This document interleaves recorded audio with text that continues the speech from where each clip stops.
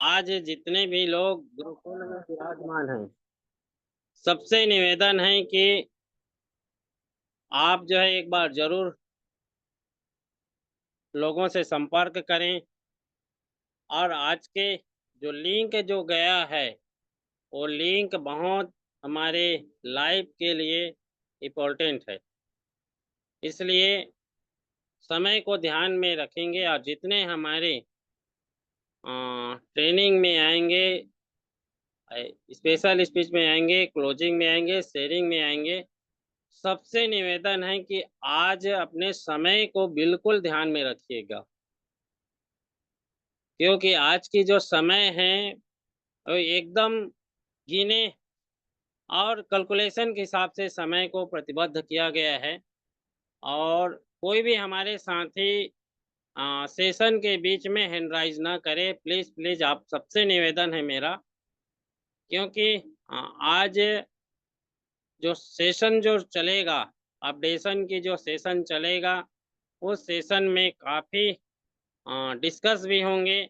उसके बाद जो स्पेशल स्पीच होगा, उसमें पूरे परिस्थितियों के ऊपर में या हमारे संगठन के ऊपर में या अदर जो संगठन जो लोगों को गुमराह करने का प्रयास किया गया या किया जा रहा है, इस सब के संबंध में बहुत विस्तार से आप सबसे जो है वार्तालाप होंगे, चर्चा करेंगे। तो डियर फ्रेंड, ज़्यादा समय नहीं है, क्योंकि सेशन बहुत जल्दी स्टार्ट होने वाला है। ऐसे भी आज समय 3 मिनट ओवर गए हैं, तो मात्र 2 मिनट है। 2 मिनट के अंदर में आप अपने परिचित के, अपने अपलाइन, डाउनलाइन, आपके बिज़नेस पार्टनर, लाइफ पार्टनर सबको जो है एक बार कॉल ज़रूर करें और आज के सेशन में इनवाइट करें।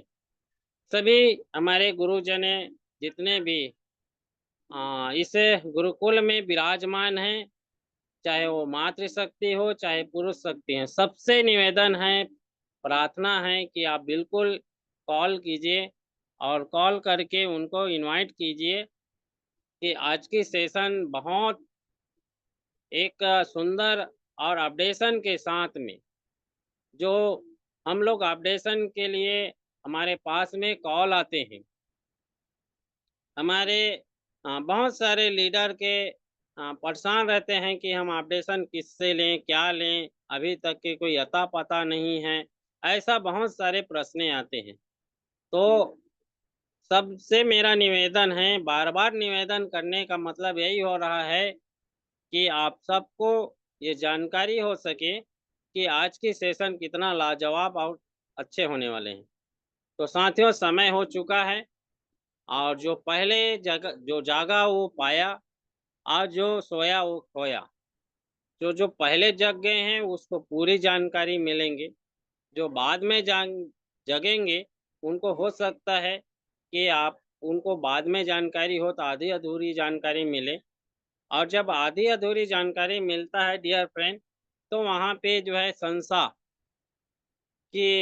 जन्म लेता है, कन्फ्यूज जन्म लेता है और सही ढंग से सेशन के अंतिम परिणाम तक के नहीं पहुँच पाते हैं।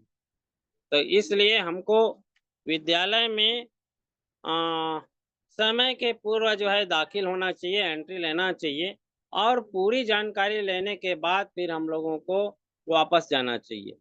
तो सबसे बड़ी यही चीज़ है कि हमारे जो लीडर लोगों में जो कमी मुझे जो दिखता है, या हमारे जो जितने हम लोग गुरुकुल में हम लोग विराजमान होते हैं, उसका कारण यही है कि अ, हम लोग समय पे एंट्री नहीं ले पाते हैं।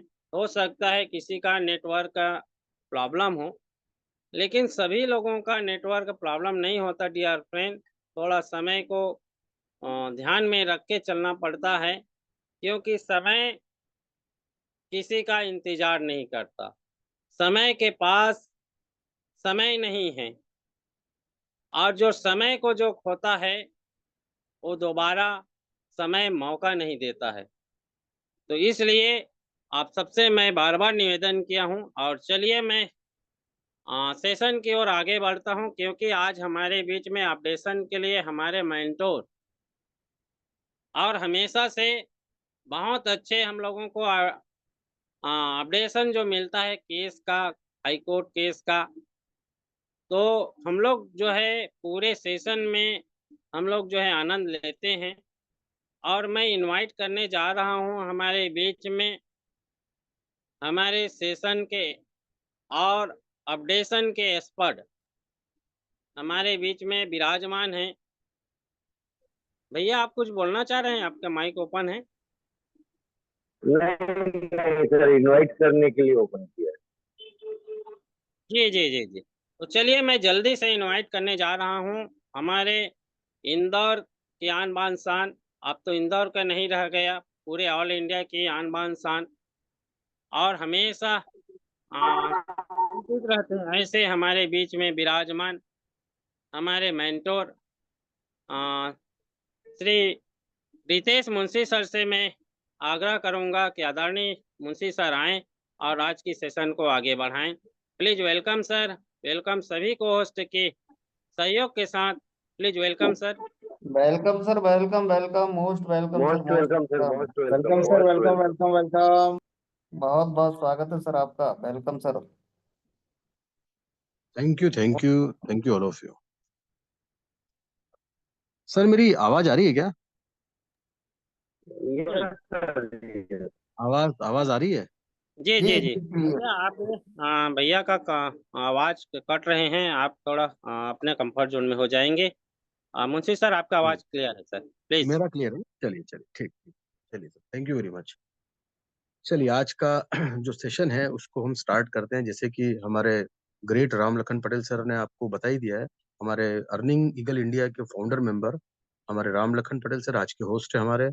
बहुत सौभाग्य की बात है हमारे कि वो स्वयं एक वकील है और एडवोकेसी अच्छे से जानते हैं, समझते हैं, जो गहराई है बातों को बहुत अच्छे से समझते हैं। तो ये हमारी खुशकिस्मती है कि हमारे एक जो बड़े भाई है, हमारे जो लीडर है, ग्रेट लीडर है राम लखन पटेल सर, आज की होस्टिंग कर रहे हैं। और हमेशा ही उनका जो अंदाज रहता है वो बहुत जबरदस्त रहता है, सबकी परवाह करते हुए। ताकि उन्होंने पहले ही बोल दिया था कि आप जितने भी लोगों को कांटेक्ट कर सकते हैं आप कर लीजिए, क्योंकि बहुत लोगों ने इंतजार किया है। और इंतजार क्यों हो रहा है ये मेरे समझ में नहीं आ रहा है, क्योंकि ऑलरेडी अपडेशंस तो सबके पास में है, यहाँ से यूट्यूब से यहाँ वहां से मिल जाते हैं, लेकिन फिर भी एक बार अर्निंग ईगल की मोहर का सबको इंतजार रहता है कि यहाँ से एक बार मोहर मिल जाए तो उसको हम कंफर्म मानेंगे। ये अर्निंग ईगल की क्रेडिबिलिटी है, विश्वसनीयता है। और मैं, हमारे राम लखन पटेल सर, हमारे नरेश नाग सर, हमारे विश्वजीत सर, हमारे कुलदीप सर, हम सभी जितने भी फाउंडर मेंबर्स हैं हम लोग प्रतिबद्ध हैं, हम अपनी जिम्मेदारियां निभाएंगे। और अगर हमसे कुछ भी छोटी सी भी गलती होती है तो मैं अपनी तरफ से और मेरे सभी फाउंडर मेंबर की तरफ से मैं क्षमा मांगता हूं कि अगर हम कभी नहीं भी आ पाते, ऐसा भी होता है, कुछ काम ऐसे रहते हैं, जान करके तो कोई करता नहीं है, लेकिन अनजाने में हमसे होता है कि कई बार ऐसा होता है कि दूसरे कामों को हम प्रेफरेंसेस दे देते हैं, वो भी हमारी जिम्मेदारी होती है घर परिवार की। वैसे ही आज हर लीडर जो हाई रिच का है वो कहीं ना कहीं थोड़ा सा कंफ्यूज है। कंफ्यूज है, मैं ये नहीं कहूंगा कि वो ट्रू हाई रिचन नहीं है, वो है। लेकिन आज इतने यूट्यूब्स को सुनने के बाद में भी आज हमको ऐसा लगता है कि कुछ कमी है। वो लोग जो भी कुछ बताते हैं कुछ मिस हो रहा है उसके अंदर। तो कुछ पार्ट्स मिस सच में होते हैं, क्योंकि उनको तो सिर्फ एक अपडेट रखना होता है। लेकिन ये एक हमारी जिम्मेदारी है। यहाँ पर अर्निंग ईगल के अंदर हम इसको जिम्मेदारी मानते, दायित्व मानते हैं। तो ये फर्क है, बाकी और कुछ फर्क नहीं है। तो आज यहाँ पर आए सभी, गुरुकुल में आए सभी पार्टिसिपेंट, 61 पार्टिसिपेंट्स हो चुके हैं। तो मैं तहे दिल से सभी का शुक्रगुजार हूँ। अ, माता रानी आदिशक्ति पराशक्ति के चरणों में शीश नवाता हूँ, उनसे प्रार्थना करता हूँ कि सत्य का ये जो आंदोलन हमारा चल रहा है, ये जो लड़ाई चल रही है, इसमें निसंदेह आदिशक्ति पराशक्ति जगदम्बा माँ हमारे साथ है। और उन्हीं की प्रेरणा से हम ये अपडेशंस आपके सामने रख पाते हैं। नहीं तो हमारे अंदर कोई ताकत नहीं है साहब कि हम एक शब्द भी बोल पाए। आदिशक्ति पराशक्ति ऊपर से इंडिकेशन देती है, आदेश करती है, जब जाकर कोई भी कार्य प्रतिपादित होता है। और हमारा गुरुकुल आध्यात्म में विश्वास करता है, आस्था हमारी सभी, हम सभी धर्मों का पालन करते हैं। यहाँ ऐसा नहीं है कि सिर्फ एक हिंदू धर्म की बात, हमने ईद भी बहुत अच्छे से मनाई, हमने दिवाली, होली और जितने भी त्योहार आते हैं, क्रिसमस भी आएगा, उसको भी बहुत धूमधाम से मनाएंगे। सारे त्योहार मनाने की कोशिश करते हैं। सभी लोकगीत, सभी बोलियां, जातियां, हम सबका सम्मान करते हैं। हम भारत में विश्वास करते हैं, और भारत जो है, ये सभी तरह के धर्मों का समावेश यहाँ होता है। उसी प्रकार से ये जो हमारा हाईरिच है, ये मिनी इंडिया है, एक लघु भारत कहूंगा मैं इसे, क्योंकि यहाँ पर सभी मजहब के, सभी जाति के और सभी बोली के लोग यहाँ पर आते हैं। तो हम सभी अपने हाईरिच से बहुत प्यार करते हैं। हाईरिच नाम का ये जो कॉन्सेप्ट है, देने वाले हमारे ग्रेट ग्रेट गुरुदेव, हमारे केडी प्रतापन सर, और हमारी मातृशक्ति जो है, हमारी सृणा मैडम, इनका मैं तहे दिल से शुक्रिया अदा करूंगा कि इन्होंने इतना शानदार कॉन्सेप्ट दिया है कि हम लोगों ने खूब खूब इसको एंजॉय किया। 7 साल 8 साल जब तक हमारा हाईरिच चल रहा था, कंपनी ने कभी किसी के साथ धोखा नहीं किया, सभी को पैसा दिया, और हम लोगों ने भी फुल एंजॉयमेंट किया। पैसा क्या हमें पता ही नहीं था, ऐसा खर्चा करते थे साहब। जिन्होंने भी वो समय देखा है जो पहले से है, जैसे हमारे नरेश नाग साहब ने तो और पहले से हम लोगों के, तो उन्होंने देखा है हरीश ने इतना पैसा दिया है कि हमने कभी पैसे की परवाह ही नहीं करी। सही बात तो ये, इतना खर्चा किया। जो भी है, हाँ डोनेशंस दे देंगे, हाँ ये कर देंगे, इसको दे दिया, उसको दे दिया। लेकिन अभी ये पिछले 15 महीने में पैसे की वैल्यू क्या होती है, ये हम सभी ने समझ लिया कि पैसा जब आता है तब हमें उसको वैल्यू नहीं होती है। लेकिन किसी कारण से अगर पैसा अगर रुक जाता है, तो उस एक एक पै की क्या कीमत है ना, वो अभी हम सब लोग जान रहे हैं। और शायद इसीलिए सभी लोग बहुत परेशान हैं। तो अब आज थोड़ा सा सेशन जाएगा ऊपर, जाने आप दीजिए, क्योंकि बहुत सारा लोगों के मन में कंफ्यूजन है, आज बहुत कंफ्यूजन है। पता नहीं किस बात को लेकर कंफ्यूजन है। लेकिन चलिए, मैं अब थोड़ा सा यूट्यूब्स पर इधर उधर से आप लोगों को बहुत सारी इंफॉर्मेशन जरूर मिली है, लेकिन फिर भी एक अर्निंग ईगल को लेकर आप लोगों को एक आप आश्वस्त है कि यहाँ से जो जानकारी मिलेगी वो कॉन्क्रीट होती है। तो बिल्कुल हम उसको देने का पूरा प्रयत्न करेंगे। हम लोगों ने समय जरूर लिया, उसके लिए मैं क्षमा चाहूंगा। थोड़ा टाइम लगा, कुलदीप सर का स्वास्थ्य एक सबसे बड़ा इशू था। लेकिन जैसे ही सर को समय मिला, तो सर ने अपनी लीगल टीम से और भी जहां जाके सर के जो इंफॉर्मेशंस हैं, जो स्रोत है, वहां से उन्होंने इंफॉर्मेशन प्राप्त करी। और आज हमें दोपहर में संदेश प्राप्त हुआ कि अपडेशन रखना है। आज हमारे हसन सर का सेशन था, लेकिन आज उसको थोड़ा सा कैंसिल करके आज ये मोस्ट इम्पोर्टेंट, क्योंकि सभी लोग काफी परेशान थे, तो ये हमको करना ही था। 2 3 बातें थी। एक तो अर्निंग ईगल जो 15 महीने से आपके साथ सुख दुख में खड़ा हुआ है, आपको हर अपडेशन दिया है। लेकिन अचानक कुछ संगठन निकल कर आते हैं, मैं नाम नहीं लूंगा उनका, आप खुद समझदार है, और लोगों का अचानक एकाएक उनके तरफ ध्यान आकर्षित हो जाता है। मुझे एक बात आप समझाइएगा, जो लोग भी अभी दूसरे पार्ट्स में आएंगे वो लोग बताएंगे आपको कि 15 महीने से अर्निंग ईगल आपका साथ दे रहा है, आपको अपडेशंस दे रहा है, लेकिन अचानक से ये जो संगठन जो निकल कर आए हैं, इमर्ज हुए हैं, ऑकर हुए हैं, तो ये पहले क्यों नहीं आए? जब हमारा केस चालू हुआ था, और जब ये पैनल भी लगभग बंद होने जैसा था, उस वक्त हमारे ग्रेट कुलदीप सर ने इस पैनल में जान डाली, अपना पूरा जितना भी उनका एनर्जी था वो लगाया, त्याग किया, तपस्या करी उन्होंने, तब किया है एक्चुअली। और हम सब लोग यहाँ पर आज इकट्ठे हो रहे हैं। तो तब ये संगठन कहाँ गए थे? अभी प्रश्न उठ रहे हैं कि सर ये संगठन क्या है, इसने क्या किया। अभी जैसे मैं आपको बताया कि इसके पहले एक और इसी प्रकार की चीज हुई थी कि 34 35 केसेस थे हमारे। हम लोगों ने इसी प्रकार से, वो कोई संगठन आया, वहां हमने फॉर्म भरा, और अचानक से 62 केस हो गए। हालांकि वो तो हमारा न्यूटन लॉ, हमारा लीगल टीम बहुत स्ट्रांग था, तो जीत गए। अभी वो हम केस हाईरिच सरीना मैडम जीते, हमारे वो केस डिस्पोज ऑफ हुआ।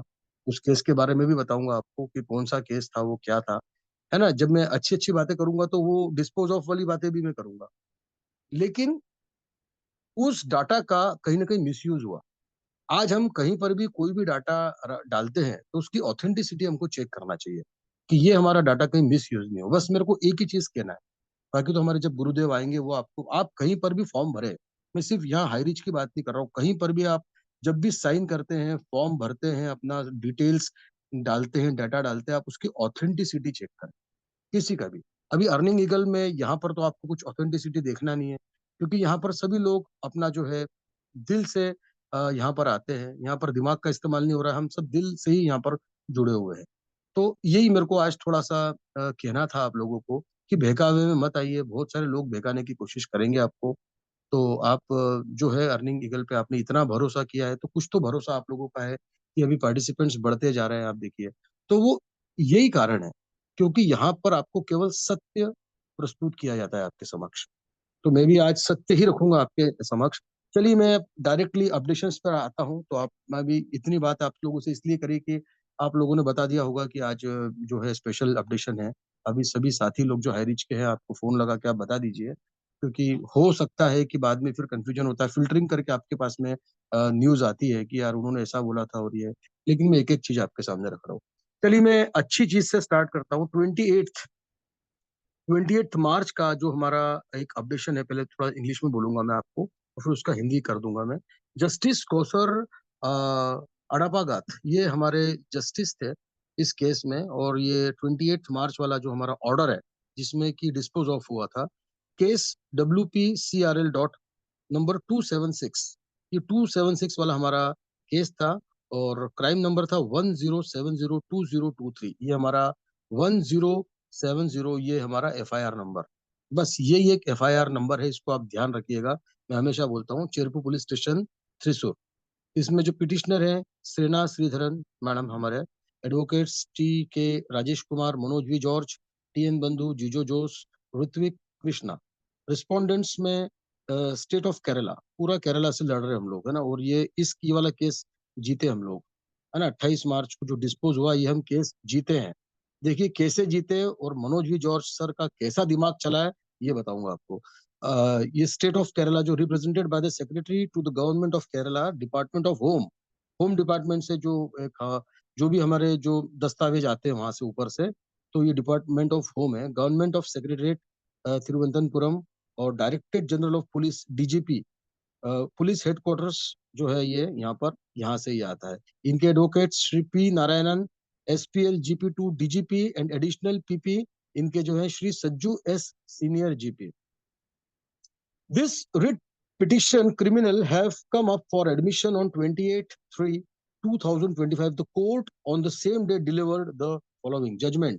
Judgment बता रहा हूँ आपको. The petitioner is the accused in several crimes pending across different police stations of the Kerala state. In the writ petition, details of 42 crimes have been mentioned. The petitioner has filed these writ petitions to give a direction to the second respondent to strictly comply with section 35(3) of the Bharatiya Nagrik Suraksha Samhita BNSS 2023 and the guidelines laid down in Arnesh Kumar versus State of Bihar 2014 B section 273 while proceedings against her. I heard Shri Rajesh Kumar TK, the learned counsel for the petitioner, and Shri P Narayanan, the learned senior public prosecutor PP. The Deputy Superintendent of Police DYSP, District Crime Branch, Thrissur Rural, has filed a statement. In the said statement, it is stated that 67 crimes have been registered against the petitioner. 67 crimes हमारे खिलाफ में थे पूरे district के अंदर, है ना। It is up to the police officer. It is up to the police officer concerned to decide whether the arrest of a person is necessary against whom a reasonable complaint has been made, or credible information has been received, or a reasonable suspicion exists that he had committed a cognizable offense punishable with imprisonment for a term which may be less than 7 years or which may extend to 7 years, whether with or without fine, on satisfaction of the conditions mentioned in subsections 3 of section 35 of the BNSS. Issuance of notice under subsection 3 of section 35 of the BNSS arises only in case where the arrest of a person is not required under subsection 1 of the section 35 of the BNSS. Hence, no blanket order can be issued as prayed for in this writ petition that in all the crimes registered against the petitioners noticed under section 35(3) of the BNSS has to be issued. Having heard both sides, this writ petition is disposed of as follows. In all the cases registered against the petitioner across the various police stations in Kerala and shown in writ petition as well as in the counter statement, the police officers concerned shall take a decision whether the arrest of the petitioner is necessary in terms of subsection 1 of section 35 of BNSS.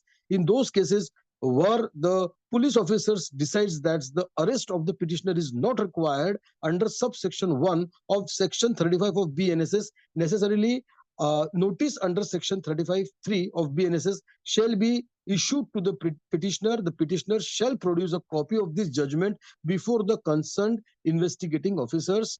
SD ये जो जज का नाम है doctor Kausar अडापागात, ये हमारे जज है। अब देखिए इसका कहीं पर भी किसी भी यूट्यूब के अंदर मेंशन नहीं था ये चीज। अब मैं आपको इसका थोड़ा सा हिंदी बताता हूं मैं आपको कि ये केरल के एर्नाकुलम स्थित उच्च न्यायालय में हमारे जो माननीय जो न्यायमूर्ति है कोसर अड़प्पागात, शुक्रवार का दिन था 28 मार्च 2025। ठीक है, यहाँ पर जो केस का जो संख्या है वो बता देता हूँ, 276 ये केस डिस्पोज ऑफ हुआ।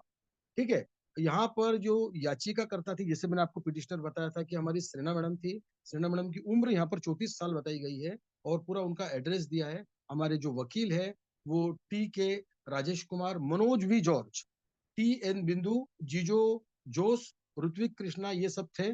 और जो प्रतिवादी थे वो पूरा केरल सरकार है और पुलिस महानिदेशक DGP ये लोग हैं यहाँ पर। और अब यहाँ पर अगर हम इसके आगे चले तो इनके जो वकील है वो श्री P नारायणन, विशेष GP DGP और अतिरिक्त PP, उनके PP का नाम है श्री सज्जू S, वरिष्ठ GP है ये। ठीक है, तो यह रिट याचिका जो है आपराधिक, क्योंकि क्रिमिनल इसमें आ रहा था, 28/3/2025 को सुनवाई के लिए आई थी। उस दिन न्यायालय ने निम्नलिखित आदेश पारित किए। अब ये निर्णय कुछ इस प्रकार का है कि याचिकाकर्ता केरल राज्य के विभिन्न पुलिस थानों में लंबित कई अपराधों में आरोपी है। रिट याचिका में 42 अपराधों का विवरण दिया गया है। याचिकाकर्ता ने यह रिट याचिका दूसरे प्रतिवादी को भारतीय नागरिक सुरक्षा संहिता, इसको भारतीय नागरिक सुरक्षा संहिता को संक्षेप में ये लोग कहते हैं BNSS की धारा 35(3) और अर्नेश कुमार बनाम बिहार राज्य 2014-8 SCC 273 में निर्धारित दिशा निर्देशों का उसके खिलाफ कार्रवाई करते समय सख्ती से पालन करने का निर्देश देने के लिए दायर की है।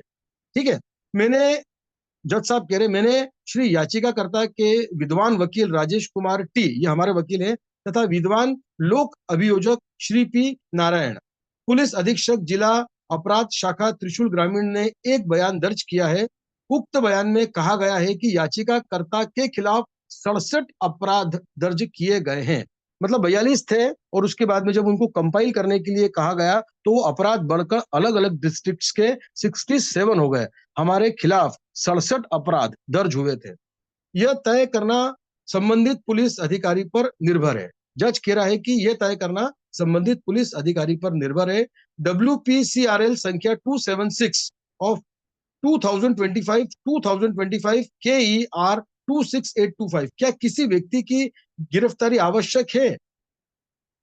क्या किसी ऐसे व्यक्ति की गिरफ्तारी आवश्यक है जिसके विरुद्ध उचित शिकायत की गई हो या विश्वसनीय सूचना प्राप्त हुई हो या उचित संदेह हो कि उसके कोई संज्ञेय अपराध किया है उसने, जिसके लिए कारावास की सजा हो सकती है, जिसकी अवधि 7 वर्ष से कम हो सकती है या जो जुर्माने के साथ या उसके बिना 7 वर्ष तक हो सकती है। BNSS की धारा 35 की उपधारा 3 में उल्लिखित शर्तों की संतुष्टि पर BNSS की धारा 35 की उपधारा 3 के तहत नोटिस जारी करना केवल उन मामलों में होता है जहां BNSS की धारा 35 की उपधारा 1 के तहत किसी व्यक्ति की गिरफ्तारी आवश्यक नहीं है। इसीलिए इस रिट याचिका में प्रार्थना के अनुसार कोई व्यापक आदेश जारी नहीं किया जा सकता है कि याचिकाकर्ता के खिलाफ दर्ज सभी अपराधों में BNSS की धारा 35(3) के तहत नोटिस जारी किया जाना चाहिए। दोनों पक्षों को सुनने के बाद इस रिट याचिका का निपटारा इस प्रकार किया जाता है।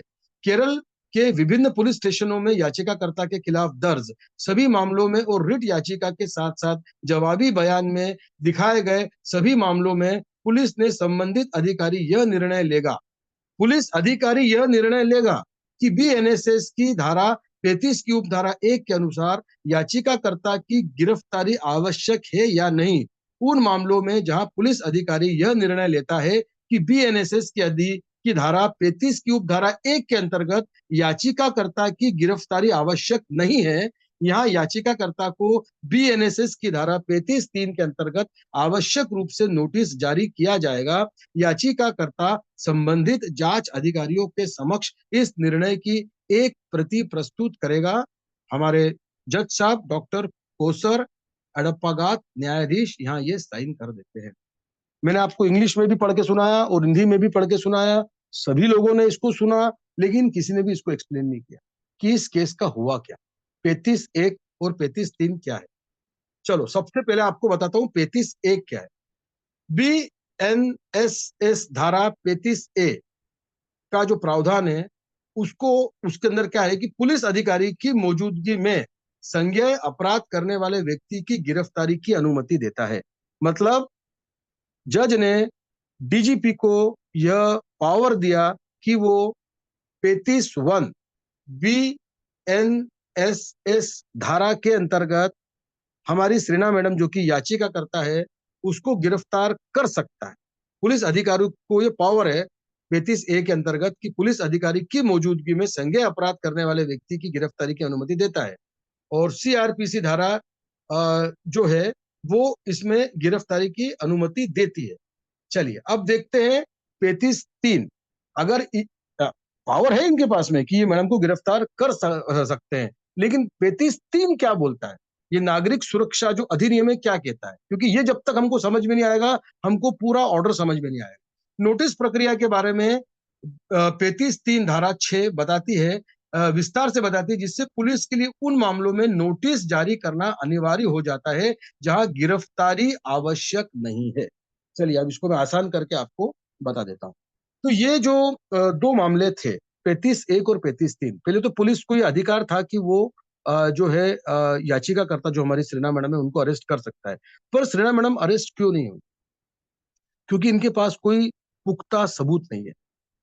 पुख्ता सबूत नहीं है और आपने अगर अगर आपको इनको गिरफ्तार करना ही है तो आपको नोटिस जारी करना पड़ेगा। नोटिस जारी करना पड़ेगा मतलब आपको लिख कर देना पड़ेगा कि इन्होंने ये अपराध किया है। अब कुछ अपराध ही नहीं हुआ है तो वो लिखेंगे क्या? तो यहाँ पर सीधा सीधा केस जो है वो पिटिशनर के पक्ष में चला जाता है और ये केस डिस्पोज ऑफ हो जाता है, कंटेस्टेड अलाउड हो जाता है। तो ये कंटेस्टेड अलाउड होना मतलब कि याचिकाकर्ता के पक्ष में जाना, और याचिकाकर्ता कौन है? हमारी श्रीना। तो ये कुल मिलाकर आपको मैंने इस केस के बारे में बताया। ये केस था हमारा 276। अब 276 जो हमारा केस है, इसके बाद में एक और केस है, उसके बारे में मैं आपको बता देता हूँ। देखिए इसके बाद में जो केस है वो उसका भी आपको केस नंबर में आपको बता देता हूँ। चलिए 1532 CRL.MC है ना, इसके अंदर जो केस है 1532 इसका फाइलिंग नंबर है, और रजिस्ट्रेशन नंबर मतलब ये हमारा केस हो जाएगा 1534 है। ये 17 फरवरी 2025 को इसका जो हियरिंग डेट था, और इसका जो नेक्स्ट डेट आया है वो आया 29 मई। अब देखिए इस केस के बारे में आपको बताता हूं कि 1534 क्या है। 1534 का जो नेक्स्ट हियरिंग डेट आया वो 29 में आया है, और इसी के साथ में हमारे दो केसेस चल रहे हैं, और 67125 671 वो मैं बताऊंगा आपको क्या है, और 1407। ये आप ध्यान रखिएगा कि इस केस में जब ये सुनवाई होगी इसकी तो इसके साथ में इनका भी जिक्र आएगा। तो ये है, अब इसके बारे में वही है, धारा एफआईआर नंबर 1070 से संबंधित है ये। तो एक चीज तो ये है। अब देखिए कि इसके अंदर एक जो चीज मैं आपको बता रहा हूं कि हम लोग जहां पर गच्चा खा रहे सब लोग, यहाँ पर एक आता है नेक्स्ट डेट जो आता है ना, उसमें एक टेंटेटिव डेट लिखा रहता है कि जैसे 2 जून आई, 15 जून आई, उसमें आगे टेंटेटिव डेट लिखा रहता है। What do you mean by tentative? Tentative यानी क्या होता है ना? तो इसका हिंदी होता है संभावित। जरूरी नहीं है कि यही अगली डेट है और बस ये बिल्कुल पत्थर पे लकीर हो गई है। तो टेंटेटिव का अर्थ होता है संभावित। अब आप देखिए 29/5/2025 इस केस की जो नेक्स्ट डेट आई है उसमें एडमिशन पर्पज ऑफ हियरिंग है, वहां कुछ मतलब पेपर जमा करने होंगे या कुछ भी करना होगा, डॉक्यूमेंट्स जमा करना होगा, एडमिशन होगा, और adjourned post on 29/5/25 along with CRMC 671/25। तो 671 वाला जो केस है उसको भी इसके साथ में जोड़ दिया गया। हमारे कई सारे केसेस चल रहे हैं, मैंने जैसे आपको बताया, और 671 के साथ में हमारा 1407 वाला केस भी है। तो अब ये सारे केसेस की सुनवाई एक साथ होगी, मतलब अगर एक केस होता है तो उसके साथ में दूसरे केसेस का भी होगा, सुनवाई होगी, और इसका जो बेस है वो 1070 FIR ही है। ठीक है, तो ये मैंने एक आपको चीज बता दी। अब इसके बाद में इसका एक ऑर्डर आया था। अब ये तो एक बहुत बड़ा ऑर्डर था, लेकिन एक छोटा सा ऑर्डर है। Learned public prosecutor shall cause the investigating officer to file a report touching upon the contentions raised in this CRL MC। ठीक है, इसके अंदर ये जो हमारे जज थे, VG अरुण थे इसके अंदर हमारे जज, और उन्होंने ये है ना विद्वान लोक अभियोजक जो PP है, जांच अधिकारी को इस CRL MC पोस्ट में उठाए गए तर्कों को शामिल करते हुए एक रिपोर्ट दाखिल करने के लिए कहेंगे। तो इसके अंदर मतलब सीधी सी बात है कि हमारा जो 1534 वाला जो केस है, जो कि 29 मई को होने वाला है, उसमें 3 केसेस समाहित है।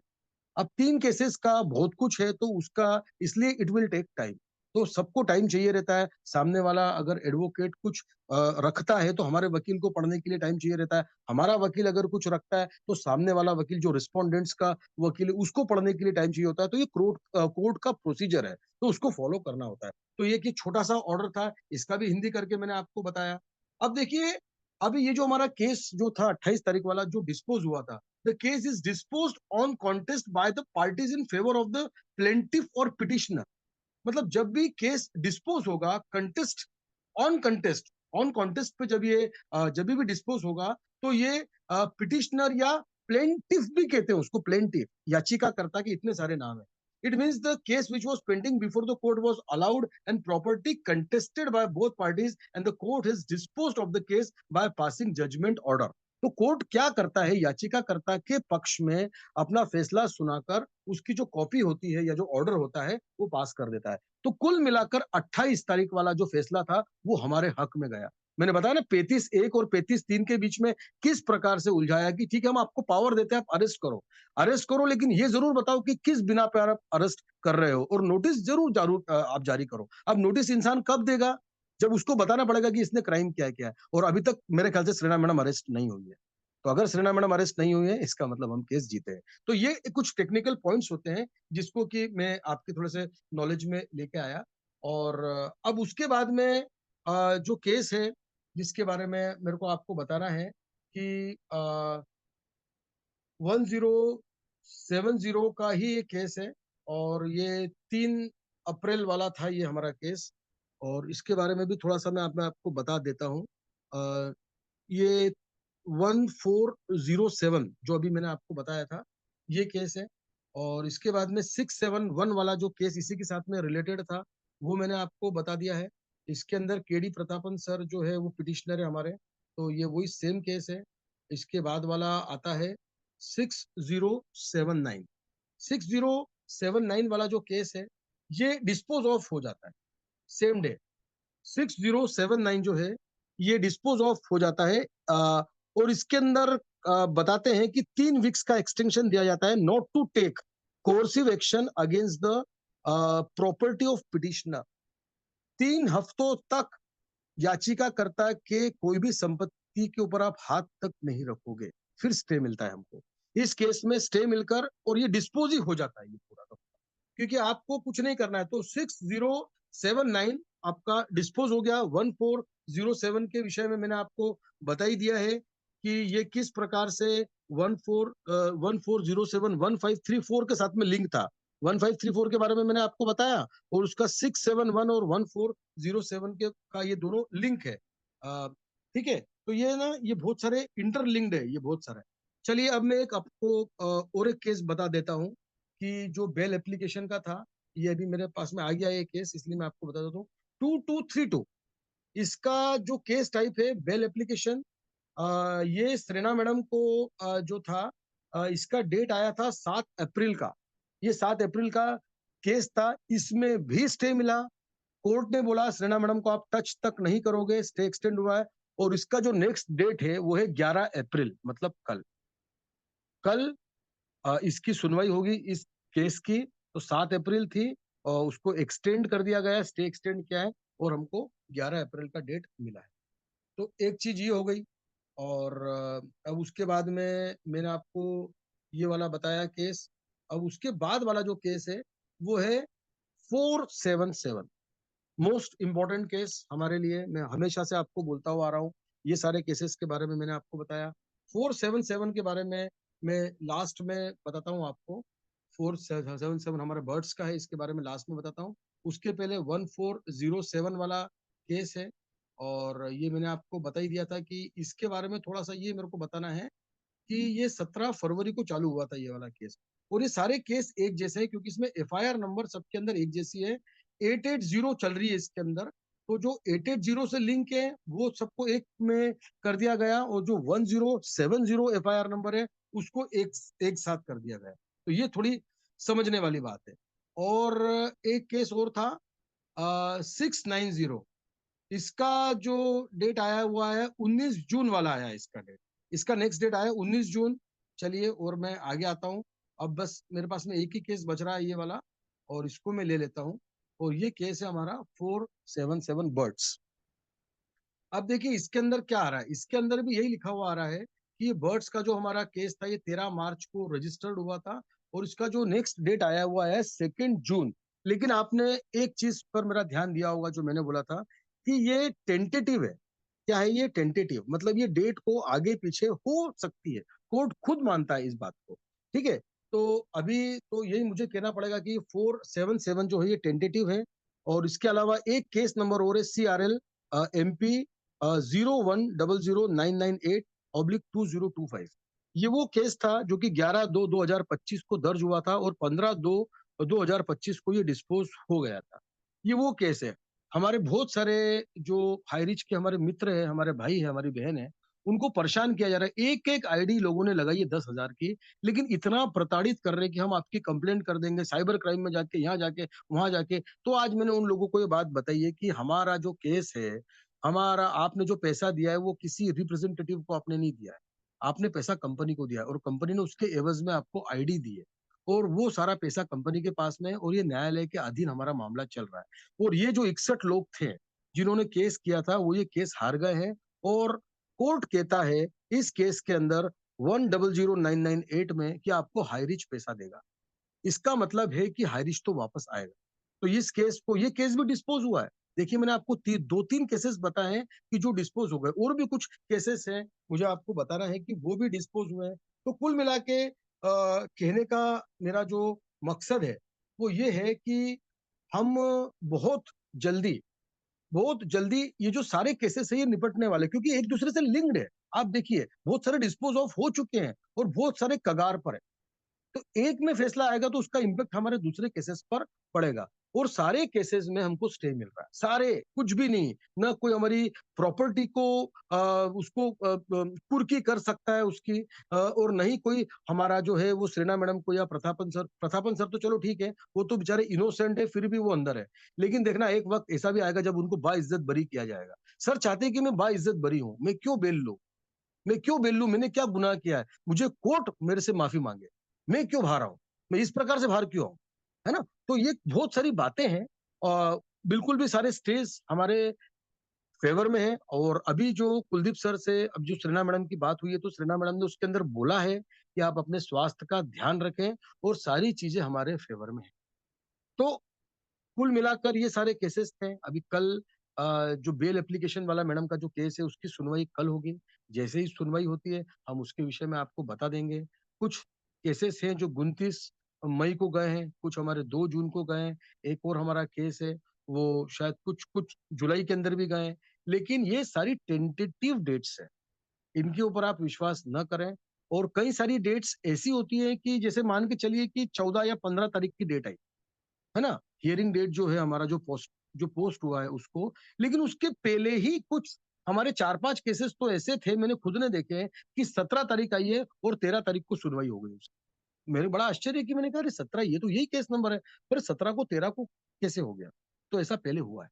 तो बर्ड्स में भी ऐसा होगा कि आगे चला जाएगा या पीछे आ जाएगा या पहले ही हो जाएगा, कुछ भी हो सकता है।